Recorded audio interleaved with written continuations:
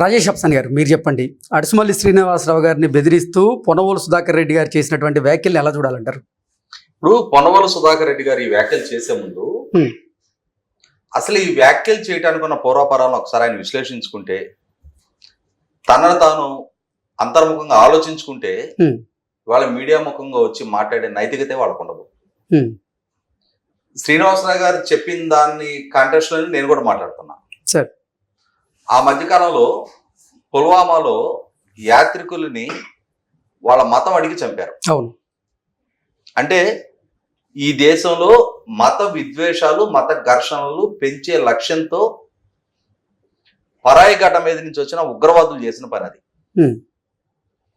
ఆ ఉగ్రవాదుల్ని పెంచి పోషిస్తున్నారు అని చెప్పని భారత ప్రభుత్వం ఆ పెంచి పోషిస్తున్న గడ్డ మీద ఉన్న ఉగ్రవాద శిబిరాల మీద ఆపరేషన్ సింధూర్ అని చెప్పని దాడి చేసింది, వాళ్ళ స్థావరాల్ని పేల్చేసింది. అంటే ఒక దేశ అంతర్గత వ్యవహారాల్లో ఇన్వాల్వ్ అయ్యి అక్కడ ప్రజల మధ్య, సమూహాల మధ్య ఘర్షణలు పెంచే ప్రయత్నానికి ఎవరు పాల్పడ్డా ప్రభుత్వాలు అంత కఠినంగా వ్యవహరిస్తాయి. అంటే క్రాస్ బోర్డర్ టెర్రరిస్టులు కాబట్టి వాళ్ళని శత్రువులుగా చూసి ఇక్కడ సమాజంలో పెద్ద మనుషులుగా, నాయకులుగా చలామణవుతున్న వాళ్ళు ఇక్కడ ప్రజల మధ్య విద్వేషాలు పెంచడానికి, ప్రజల మనోభావాలతో చెలగాట మారతా, ఇక్కడ శాంతి భద్రతలకు విఘాతం కలిగించే విధంగా ఇక్కడ ప్రభుత్వాలని, రాజ్యాంగాన్ని, చట్టాన్ని ధిక్కరిస్తూ ఉన్నప్పుడు వీళ్ళ మీద ఏం చర్యలు తీసుకోవాలి? ఎగ్జాక్ట్లీ. అంటే వాడెవడో వేరే దేశం నుంచి బోర్డర్ దాటి వచ్చాడు కాబట్టి వాడి మీద మాత్రం మనం చర్యలు తీసుకుంటాం, కానీ మన గడ్డ మీద అంతకన్నా ఎక్కువ విధ్వంసాన్ని సృష్టించే ప్రయత్నం చేస్తా ఉన్నప్పుడు, ప్రజలని నిలువున విద్వేషాలతోటి ప్రజల మధ్య చీలికలు తెస్తా ఉన్నప్పుడు, రాజకీయంగా తమ మనుగడను సాగించుకోవడం కోసం ఈ ప్రజల మధ్య విభజించు పాలించు అన్న విధానంతో పోర్చలేని అగాధాలు సృష్టిస్తా ఉన్నప్పుడు, ఏ జగన్మోహన్ రెడ్డి పాలనా హయాంలో కోట్లాది మంది భక్తులకి ఆరాధ్యదైవమైన శ్రీవారి ప్రసాదంలో వినియోగించే నెయ్యి ఉద్దేశపూర్వకంగా 68 లక్షల కిలోల నెయ్యి సరఫరాతోటి కల్తీ చేయించారు అని స్పష్టం అయిన తర్వాత, ఇన్ని కోట్ల మంది ప్రజల మనోభావాలతోటి ఆడుకుని ఇన్ని సంవత్సరాల, వందల సంవత్సరాల చరిత్ర కలిగిన ఆలయ ప్రతిష్టను మంటగలిపే ప్రయత్నానికి పాల్పడ్డ ఈ ద్రోహులకి ఏ శిక్ష విధించాలి? ఇవాళ ఆ పుల్వామాలో జరిగిన మతం ప్రాతిపదిక మీద జరిగిన దాడికి ఇక్కడ కోట్లాది మంది భక్తుల మనోభావాలతో ఆటలాడుకున్న దానికి మధ్య వ్యత్యాసం ఏంటి? ఏం వ్యత్యాసం ఉంది అని చెప్పని ఓకే, స్పష్టంగా నాడు పాలక మండలి చైర్మన్ సుప్రీంకోర్టుని అప్రోచ్ అయ్యి అతను కోరుకున్న విచారణ సంస్థ విచారణ జరిపి ఇక్కడ తప్పు జరిగింది అని చెప్పని నిర్ధారణ చేసింది. అరెస్టులు చేస్తా ఉంది, జైళ్లలో ఉంటున్నారు, ఇప్పటికీ విచారణలు ఎదుర్కొంటా ఉన్నారు. ఇంకా ఇంతటి ఘోర అపచారానికి పాల్పడ్డ వాళ్ళు ఇన్ని కోట్ల మంది మనోభావాలతోటి,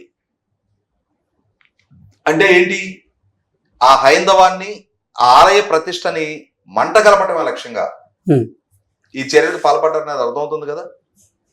ఇటువంటి వాళ్ళ మీద ఏం చర్యలు తీసుకోవాలి?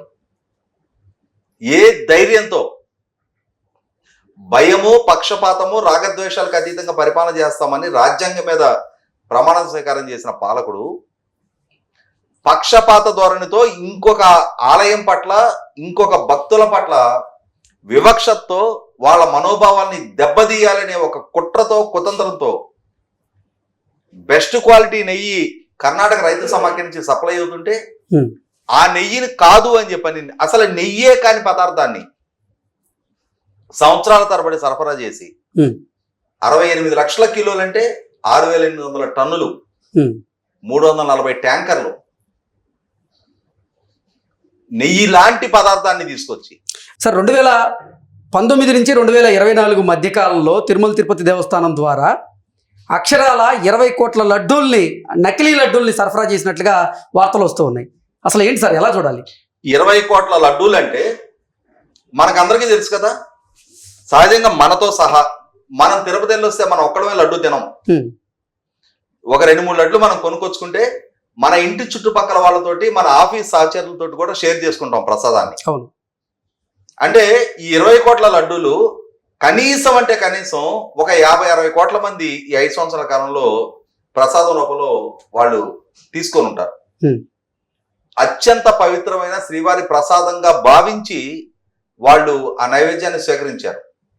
అంటే ఇంతమంది మనోభావాలతోటి ఆటలాడుకున్న వ్యక్తికి ఏ పనిష్మెంట్ విధించాలి, ఏ విధంగా ట్రీట్ చేయాలి, ఏ విధంగా సంబోధించాలి అతన్ని? ఇక్కడ గమనించుకోవాల్సింది, ఇప్పుడు నేను చెప్పింది ఒక అంశమే. అతను 12 సంవత్సరాల 2 నెలల 2 రోజులుగా 11 సిబిఐ కేసుల్లో కండిషన్ బెయిల్ మీద ఉన్న అక్యూజ్డ్ నెంబర్ 1. ఆ బెయిల్ తీసుకున్నప్పుడు న్యాయస్థానం దగ్గర చేతులు జోడించి ఏ షరతులకి లోబడి బతుకుతానని చెప్పని సంతకం చేసి వచ్చావు. చట్టాన్ని ధిక్కరించను, విచారణకు సహకరిస్తా, సాక్షులను ప్రభావితం చెయ్యను, ప్రలోభ పెట్టను, మీరు ఎప్పుడు పిలిస్తే అప్పుడు విచారణకు హాజరవుతా. అంటే ఆ రోజు బెయిల్ ఇస్తే చాలరా భగవంతుడా అని చెప్పని బతుకు జీవుడు అనుకుంటా వాళ్ళు పెట్టిన నిబంధనలన్నిటికీ తలూపి సంతకాలు పెట్టొచ్చి ఇవాళ చట్టాన్ని ధిక్కరించే డ్యూటీలో ఉన్న పోలీస్ ఆఫీసర్లని సప్త సముద్రాల అవతల ఉన్న ఈడ్చుకొచ్చి బట్టలు తీస్తా అని చెప్పని బెదిరిస్తున్నావు. రీసెంట్ గా రాజ్యాంగబద్ధంగా ప్రజల చేత ఎన్నికబడ్డ రాష్ట్ర ముఖ్యమంత్రిని బావిలో దూకు చావు అని చెప్పని శాపనార్థాలు పెట్టావు. నడిబజార్లో కాల్చాలి అన్నావు, చీపురులతో కొట్టాలి అన్నావు, చెంపక పెట్టి కొట్టాలి అన్నావు, సిద్ధం సభలు పెట్టి చంద్రబాబు నాయుడు గారు, పవన్ కళ్యాణ్ గారు, కిరణ్ కుమార్ రెడ్డి గారి రూపాల్లో కటౌట్లు పెట్టి పంచింగ్ బ్యాగులు పెట్టి నీ శ్రేణుల చేత వాళ్ళని గుద్దించావు. అంటే భౌతిక దాడులకి ప్రేరేపించావు.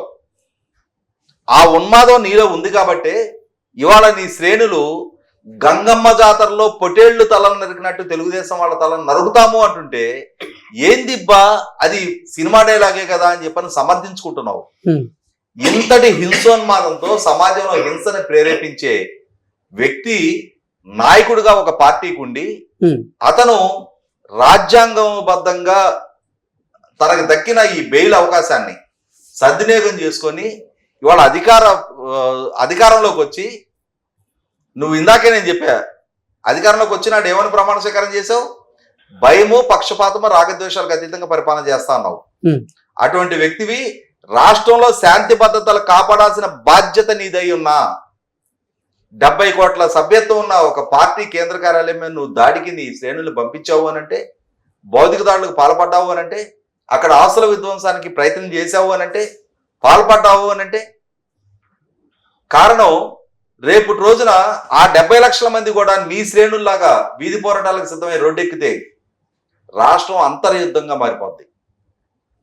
అంటే పాలకుడికి ఉండాల్సిన లక్షణమేనాది? నాయకుడికి ఉండాల్సిన లక్షణమేనాది? నువ్వు సాక్షాత్తు రాష్ట్ర ముఖ్యమంత్రి నడిబజార్లో కాల్చాలి అంటావు. నీ శ్రేణులు వేటలను నరికినట్టు నరుకుతాము అంటున్నారు. అంటున్న వాళ్ళని నువ్వు సమర్థిస్తున్నావు. డ్యూటీ చేస్తున్న పోలీస్ అధికారులని బట్టలోడదీస్తా అంటున్నావు. నీ పర్యటన సందర్భంగా ఒక్క పర్యటనలోనైనా సరే పోలీసులు విధించే నిబంధనలకు నువ్వు కట్టుబడి ఉన్నావా?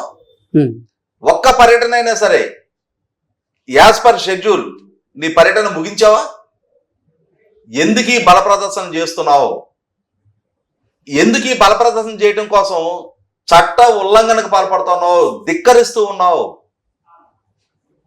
అన్నిటికన్నా ముఖ్యంగా ఇన్ని ఉల్లంఘనకు పాల్పడతా ఉన్నప్పుడు ఇవాళ ఏదో పొనవలు సుధాకర్ రెడ్డి ఏదో మేము కేసులు పెడతామని ఉడతూపు లూపితే, లేదు వాళ్ళ సోషల్ మీడియా మేము పొడి చేస్తాం పీకేస్తామని చెప్పని వాళ్ళ పోస్టుల్లో రాస్తే ఇక్కడ మాకేమో రోమాలు నిక్కపొడుచుకుంటాయా?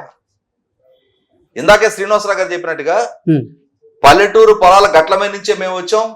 గ్రామీణ ప్రాంత రాజకీయాలు, కక్షలు, వైషమ్యాలు, ఘర్షణలు, దాడులు, ప్రతిదాడులు అన్ని చూస్తూనే పెరిగాం, అన్ని చేస్తూనే పెరిగాం.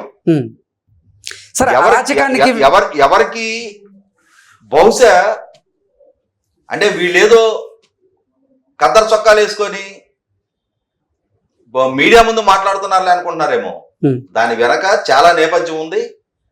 ఇవాళ 2019 మే 30 ఒకసారి జగన్మోహన్ రెడ్డి రాష్ట్రానికి పాలకుడిగా బాధ్యతలు చేపట్టిన తర్వాత అతనికి వ్యతిరేకంగా ఈ గళం ఎత్తడానికి సంకోచిస్తున్న రోజుల్లో బాటంగా కెమెరా ముందుకు వచ్చి మా పేరుతో మేము మాట్లాడాం. ఉమ్, ఆయన ఏదో బక్కగా ఉన్నాడు, బెదిరిస్తే బెదిరిపోతాడు అనుకుంటే ఆ బక్కతనం వెనక చాలా బలమైన గుండు ఉంది, జీవితంలో చాలా ఆటుపోట్లు చూసిన నేపథ్యం ఉంది. ఉమ్, ఆ బక్క మనిషిని కాపాడుకోవడానికి ప్రజలు ఉన్నారు, వ్యవస్థలు ఉన్నాయి, చట్టం ఉంది.